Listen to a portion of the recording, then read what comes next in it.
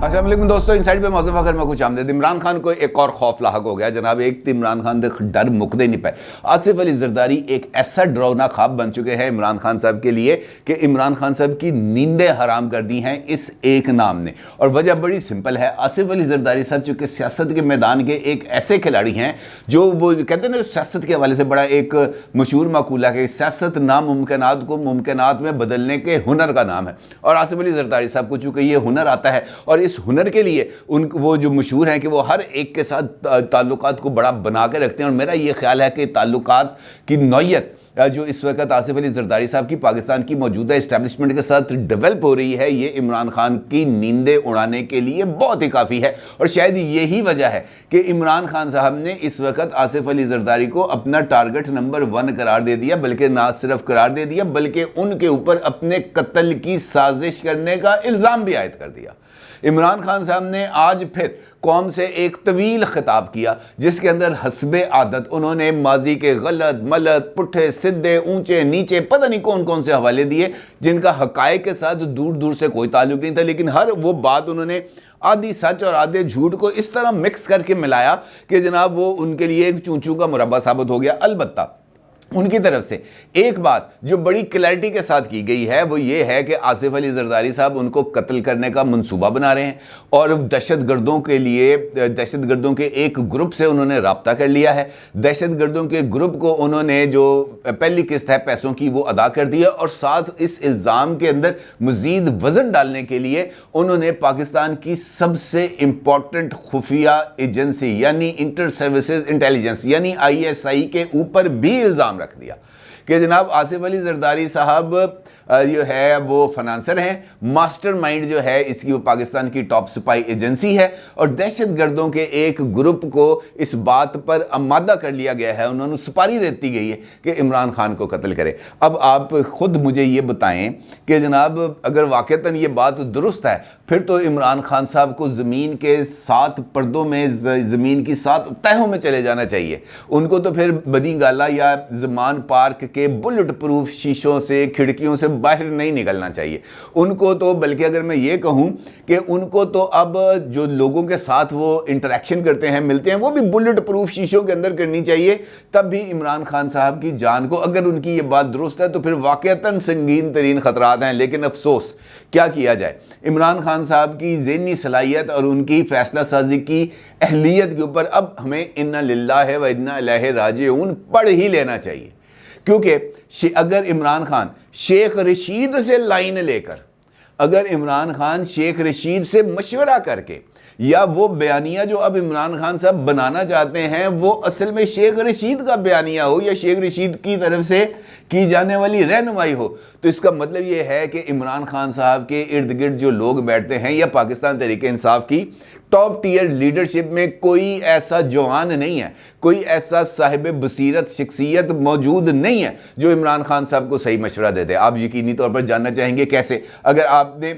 ये इस मामले की तह तक पहुंचना तो आपको 2 दिन पीछे जाना पड़ेगा। जब शेख रशीद अहमद साहब F8 कचहरी में अपने मुकदमे की समाअत के लिए पेश हुए, वहां पर जब चैनल 24 का नुमाइंदे ने अपना माइक सामने रखा तो शेख रशीद अहमद साहब ने बाज़ाब्ता तौर पर थूक दिया। और उसी प्रेस कॉन्फ्रेंस के अंदर शेख रशीद अहमद साहब ने इस बात का इंकशाफ किया कि इमरान खान की जान को खतरा है और उनको जहर दिया जा सकता है और आसिफ अली जरदारी इस वक्त इमरान खान को कत्ल करने की साजिश कर रहे हैं। शेख रशीद ने 2 दिन पहले F8 कचहरी में कहा। फिर शेख रशीद कल आए लाहौर आकर वो इमरान खान साहब से मिले। इमरान खान साहब से मुलाकात के बाद ज़मान पार्क के बाहर फिर उन्होंने मीडिया टॉक की और इस मीडिया टॉक के अंदर उन्होंने पिछली बात यानी आसिफ अली जरदारी इमरान खान को कत्ल करना चाहता है, आसिफ अली जरदारी जो है वो इस वक्त सरगर्म है इमरान खान को कॉर्नर करने के लिए और इमरान खान को जहर देने के उन्होंने इम्कानात जाहिर किए। यानी शेख रशीद अहमद साहब ने ये जो 2 अपनी मुलाकातें या एक मुलाकात हुई इमरान खान साहब के साथ, इमरान खान के जहन में ये बात बिठा दी कि अब आसिफ अली जरदारी के खिलाफ बयानिया बनाना पड़ेगा, आसिफ अली जरदारी के इर्द गिर्द घेरे को तंग करना पड़ेगा, आसिफ अली जरदारी की लगामों को खींचना पड़ेगा, अदरवाइज बंदा तो लै दे गया। अब उसके बाद इमरान खान साहब के पास अगर पॉलिटिकली देखें तो आसिफ अली जरदारी साहब को चैलेंज करने का या आसिफ अली जरदारी साहब की ये जो सियासी चालें हैं इनको रोकने का तो कोई बंदोबस्त नहीं है, क्योंकि वो जिस सियासत के जिस लेवल पर हैं, इमरान खान साहब और उनके दरमियान तो 10,000 नूरी साल का फासला है, वो तो उस सियासत तक की मेराज तक नहीं पहुंच सकते। लेकिन ये बात ज़रूर है कि इमरान खान के पास ये सलाहियत मौजूद है कि वो झूठ और झूठ को इस तरह घुमा घुमा के बोलें कि लोगों को वाकईतन यकीन आने शुरू हो जाए कि यार वैसे को ऐसी हरकत करने वाला है। लेकिन जब शेख रशीद की कही हुई बात को इमरान खान दोहराएं और दोहराते हुए इस बात का इजहार कर दें तो फिर सवाल पैदा होता है, बड़ा लॉजिकल सवाल पैदा होता है कि आखिर इमरान खान को आसिफ अली जरदारी से खतरा क्या है। आसिफ अली जरदारी साहब को या आसिफ अली जरदारी साहब से इमरान खान को इस वक्त जो खतरा है वो बड़ा ही क्लैरिटी के साथ है, बड़ा ही वाज़ेह है। लेकिन उसको इमरान खान साहब को समझने के लिए जिस बसीरत की उनको ज़रूरत है वो अल्हम्दुलिल्लाह उनके पास नहीं है। अब आसिफ अली जरदारी साहब अगर आप देखें तो जिस वक्त से पंजाब की सियासत के अंदर एक्टिव हुए, पहले मरहले में, दूसरे मरहले में, तीसरे मरहले में, इन तीनों मराहल में वो पंजाब के इक़्तिदार को बतदरीज इमरान खान साहब से दूर लेते चले गए। और एक वक्त अब ऐसा आ गया है कि इमरान खान साहब कहते ना तत्ते तवे पे बैठे, वो तत्ते तवे पे बैठे हुए हैं और इक़्तिदार उनके हाथ से निकलता चला जा रहा है और अब उनको फ्यूचर के अंदर भी इक़्तिदार मिलने की उम्मीद नज़र नहीं आ रही। तो ऐसी सूरत हाल में आसिफ अली जरदारी की वो तस्बीह करेंगे? नहीं। ऐसी सूरत हाल में वो आसिफ अली जरदारी साहब के ऊपर तनकीद ही करेंगे। ऐसी सूरत हाल में वो आसिफ अली जरदारी साहब को बुरा भला ही कहेंगे जो वो कह रहे हैं। लेकिन अपनी बात में वजन डालने के लिए ज़रूरी था कि आसिफ अली जरदारी साहब का नेक्सस या आसिफ अली जरदारी साहब का ताल्लुक साबित किया जाए इस्टेब्लिशमेंट के साथ या ISI के साथ, और उसके लिए ज़रूरी था एक माहौल बनाना। और वो माहौल बनाया पहले जो है मोहसिन नकवी साहब के नाम के ऊपर के जनाब ये तो आसिफ अली जरदारी का बच्चा है और आसिफ अली और मोहसिन नकवी जो है वो उनका बच्चा है, वो उनका बच्चा जिनके साथ आसिफ अली जरदारी साहब के ताल्लुकात हैं। और इसके साथ साथ जो दूसरा मोहसिन है यानी मोहसिन बेग साहब, वो भी आसिफ अली जरदारी साहब के साथ उनके भी बड़े दोस्ताना मरासिम है। आजकल बेग साहब के नवाज शरीफ साहब के साथ भी बड़े दोस्ताना मरासिम है। और वो तस्वीर जो जनरल आसिम मुनीर साहब के आर्मी चीफ बनने के बाद मंजर आम पर आई थी, एक सोफे पे मोहसिन बेग साहब बैठे थे, दूसरी साइड पे जो है आसिम मुनीर साहब बैठे थे और दोनों बड़े मोहब्बत भरे अंदाज में एक दूसरे को देखते हुए किसी बात के ऊपर कहका लगा रहे थे। वो तस्वीर तो इमरान खान साहब को ख्वाब में भी आके डराती है। तो ऐसी सिचुएशन में जब आसिफ अली जरदारी साहब के एक तरफ भी मोहसिन हो, दूसरी तरफ भी मोहसिन हो और उन दोनों मोहसिन हजरात के जो ताल्लुकात हैं वो जो है वो इस्टेब्लिश हों, तो फिर इमरान खान साहब को डरना ही चाहिए। और इसके साथ साथ जब ये वाली खबरें भी सामने आई, मैंने 3 दिन पहले वीडियो में आपको बताया था कि आसिफ अली जरदारी साहब की एक इंपॉर्टेंट मुलाकात हुई है। जब उनको ये वाली खबर सामने आई कि आसिफ अली जरदारी साहब की मुलाकात हुई है और नवाज शरीफ साहब भी फुल्ली ऑन बोर्ड हो चुके हुए हैं इस वक्त के पॉलिटिकल प्रोसेस में, तो फिर ये ऐसे घटिया तरीन इल्ज़ामात का सामने आना बनता है। आसिफ अली जरदारी साहब का जो इस्टेब्लिशमेंट के साथ इस वक्त ताल्लुक है वो इमरान खान साहब की रातों की नींद को उड़ाने के लिए काफ़ी है। अब इमरान खान साहब ये सोच रहे हैं कि आसिफ अली जरदारी इस्टेब्लिशमेंट जो गठजोड़ है ये मेरे लिए एक बहुत बड़ी रुकावट है, मेरे इक़्तिदार के रास्ते को खोटा कर रहे हैं, इक़्तिदार मुझसे दूर लेके जा रहे हैं, लिहाजा अब इनको तो किसी न किसी शिकंजे में टाइट करना चाहिए। अब खाली आसिफ अली जरदारी पर इल्ज़ाम लगता तो इस पर यकीनी तौर पर किसी ने इसके ऊपर बात भी नहीं करनी थी। लेकिन उसके साथ साथ पाकिस्तान की टॉप स्पाई एजेंसी को शामिल करना बुनियादी तौर पर ये उसी जो फिलॉसफी है जो इमरान खान साहब ने अडॉप्ट की थी उसी का हिस्सा है कि न्यूट्रलिटी को मुतनाज़ा बनाना। और ये न्यूट्रलिटी को मुतनाज़ा बनाने के अमल का आगाज़ इमरान खान साहब की ये जो आज उन्होंने खिताब के नाम पर प्रेस कॉन्फ्रेंस या प्रेस कॉन्फ्रेंस के नाम पर खिताब किया है उससे 3 घंटे पहले शुरू हो गई थी, जब असद उमर साहब ने शौकत तरीन के साथ बैठकर तकरीबन ऐसी ही बातें की थी जो इमरान खान साहब ने अपनी तकरीर में की मईशत की सूरत हाल के हवाले से। लेकिन उस प्रेस कॉन्फ्रेंस के अंदर असद उमर साहब ने इस बात का इजहार कर दिया था कि इस्टेब्लिशमेंट इस वक्त न्यूट्रल नहीं है, इस्टेब्लिशमेंट की न्यूट्रलिटी नज़र नहीं आ रही, इस्टेब्लिशमेंट मौजूदा हुकूमत को सपोर्ट कर रही है, इस्टेब्लिशमेंट की तरफ से हमारे अरकान असम्बली को टेलीफोन कॉल जा रहे हैं, इस्टेब्लिशमेंट की तरफ से हमारी जो ये जो निचले लेवल की या UC लेवल की या तहसील लेवल की या ज़िला लेवल की जो क़यादत है उनके ऊपर दबाव डाला जा रहा है कि आपने इमरान खान साहब के साथ खड़े नहीं होना, तो फिर इसके बाद इमरान खान साहब के पास और क्या चारा था। ये जो बयानिया बनाया जा रहा है, ये सिर्फ और सिर्फ इसी वजह से बनाया जा रहा है कि इमरान खान साहब को इस बात का यकीन है कि ये मिट्टी जो है अब उनके पैरों के नीचे से सिरक रही है। ये मिट्टी ने जब सिरकना है तो ये जो इमारत बनाई हुई है इमरान खान साहब ने, ये ताश के पत्तों की तरह बिखर जाएगी। और ख़ुद उनको इस बात का अंदाज़ा है कि उनके बयानिए का बोझ उठाना खुद उन्हीं की जमात के बहुत सारे अरकान कौमी, सूबाई असम्बली, टिकट होल्डर्स, ओहदेदारों के लिए नामुमकिन है,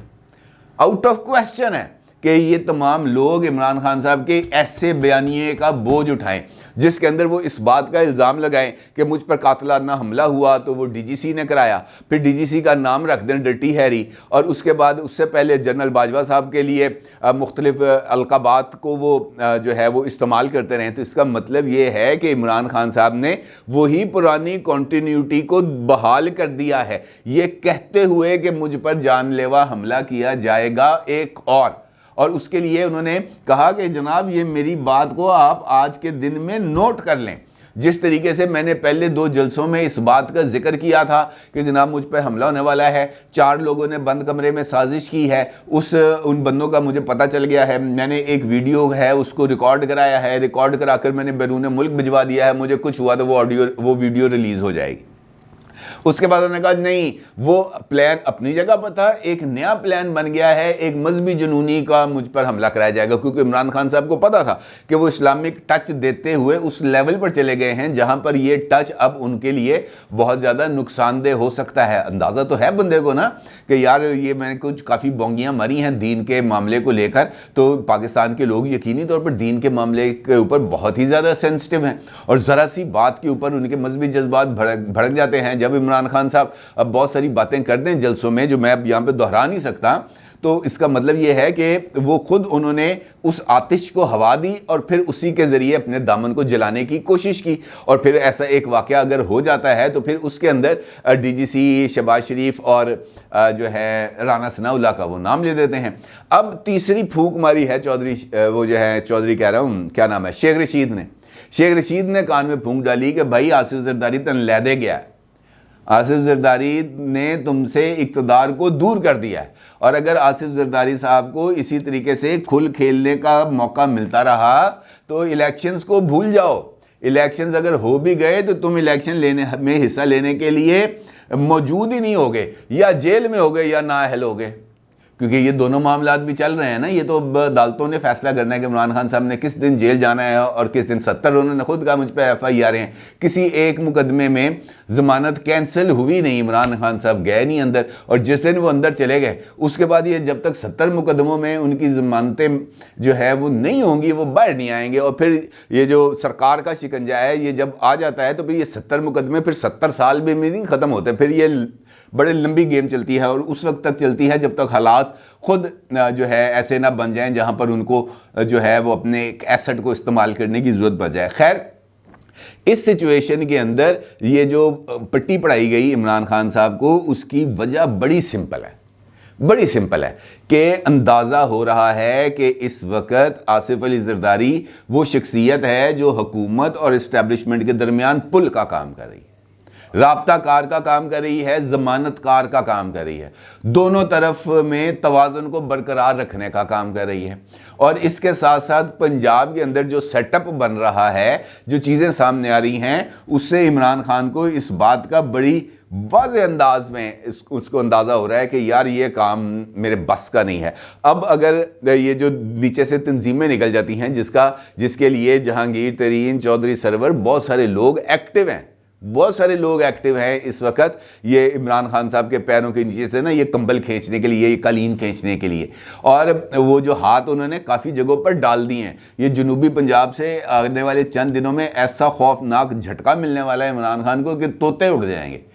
अब पता है इन्फॉर्मेशन आ रही है कि जनाब फ़लाँ बंदे के साथ फ़लाँ का रब्ता हो गया, फ़लाँ बंदे के साथ फ़लाँ का रब्ता हो गया, फ़लाँ बंदे फ़लाँ से मुलाकातें कर ली, इन्फॉर्मेशन तो आ जाती है। जब ये इन्फॉर्मेशन आ रही है, पार्टी के अंदर से पता चल रहा है कि जनाब फ़लाँ जो है वो जो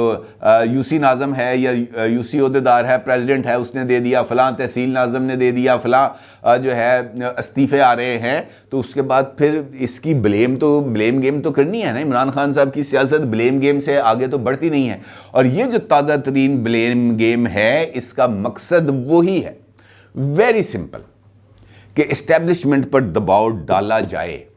कभी कत्ल की साजिश, कभी दहशतगर्दों के साथ लिंक, कभी आसिफ अली जरदारी साहब के साथ लिंक, कभी आर्टिकल 6 की धमकी कि जनाब आपको पता है कि अगर 90 दिन में इलेक्शन नहीं होंगे तो आर्टिकल 6 लगेगा। भाई आइन के अंदर और भी बड़ा कुछ है। आर्टिकल 6 लगना इतना आसान होता ना तो आपके ऊपर कब का लग चुका होता। ख़ास तौर पर वो जो आइन की सरीहन खिलाफ वर्जी जिसका फैसला सुप्रीम कोर्ट ऑफ पाकिस्तान ने अप्रैल में दिया था, जिसके नतीजे में आप बाहर निकले थे, आर्टिकल 6 उस वक्त लगना चाहिए था, लेकिन चूंकि उस वक्त बचाने वाले काफ़ी थे, उन्होंने बचा बचू लिया, आर्टिकल 6 से महफूज रखा। और ये भी अगर इन्होंने भी ऐसी कोई हरकत की तो अगर इनको भी कोई बचाने वाले होंगे तो बचा लेंगे। आर्टिकल 6 इतनी आसानी से नहीं लगता, लेकिन ये चूँकि धमकाना, ये चीज़ों को बताना ज़रूरी है कि भाई न्यूट्रलिटी अगर आपने ख़त्म करनी है तो मैं मर गया, मेरे लिए न्यूट्रलिटी ख़त्म करो,